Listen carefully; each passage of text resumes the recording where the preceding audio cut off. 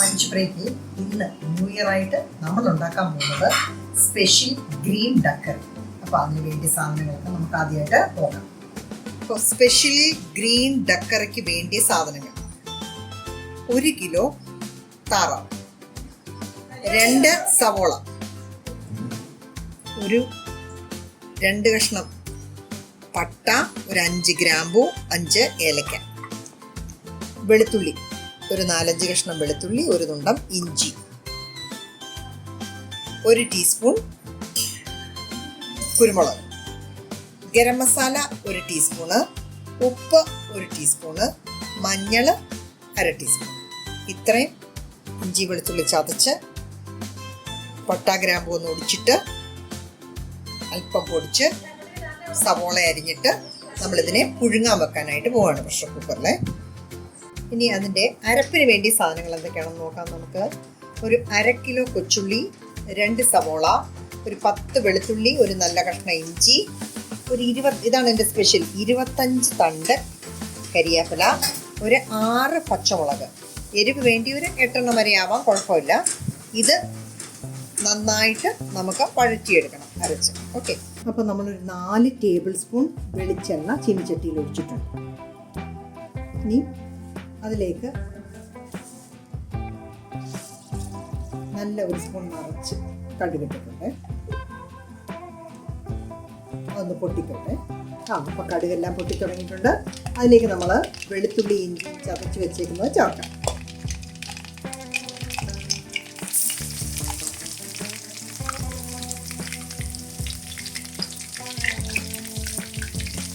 പച്ചമണം മാറുന്നത് വരെ ഇളക്കി.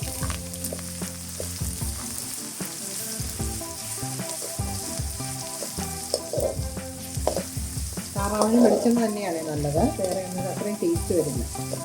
പരപ്പ് കണ്ടോ, ഇഞ്ചി വെളുത്തുള്ളി നന്നായിട്ട് മൂത്ത് നല്ല ചുവപ്പ് കണ്ടുകൊണ്ട് ഇതിലേക്ക് നമ്മൾ ചുമന്നുള്ളി, 2 സവോള, 6 പച്ചമുളക്, കരിയാപ്പില ഇവയെല്ലാം കൂടെ അരച്ച് പേസ്റ്റാക്കി ചേർക്കുകയാണ്.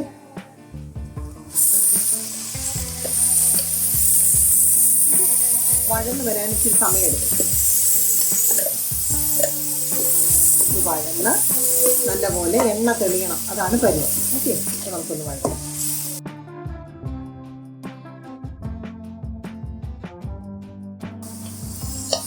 അതിപ്പോൾ പച്ച കളറൊക്കെ മാറി ഇച്ചിരി നല്ല മൂത്ത കളറായി. കണ്ടോ, നമുക്ക് സൂക്ഷിച്ച് നോക്കിയാൽ കാണാം എണ്ണത്തെളിവുണ്ടേ.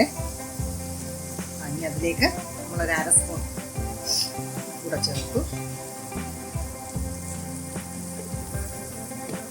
മഞ്ഞൾ 1/2 സ്പൂൺ കൂടെ ചേർത്തു.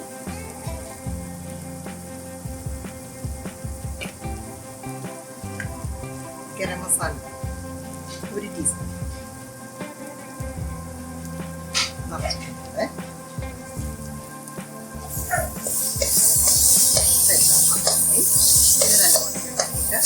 നമ്മൾ താറാവ് 1 വിസിൽ വന്ന് 10 മിനിറ്റ് ഈ കുറച്ചിട്ട് വേവിച്ചത് റെഡി ആക്കിയിട്ടുണ്ട്. അത് ഇതിലേക്ക് ചേർത്ത് കൊടുക്കും.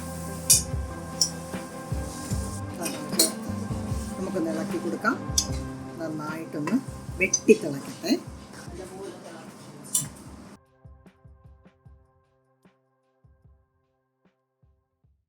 അപ്പോൾ ഡക്ക് കറി റെഡി, സ്പെഷ്യൽ ഗ്രീൻ ഡക്ക് കറി റെഡി ആയിട്ടുണ്ട്. കണ്ടോ, എണ്ണയെല്ലാം വെട്ടി തിളച്ച് നിൽക്കുന്ന കണ്ടോ, മേൽവശം നല്ല എണ്ണ തെളിഞ്ഞ് നിൽപ്പുണ്ട്. അപ്പോൾ ഡക്ക് കറി റെഡി ആയിട്ടുണ്ട്. ഇനി പരുവത്തിന് ഉപ്പുണ്ടോ നോക്കാം നമുക്ക്.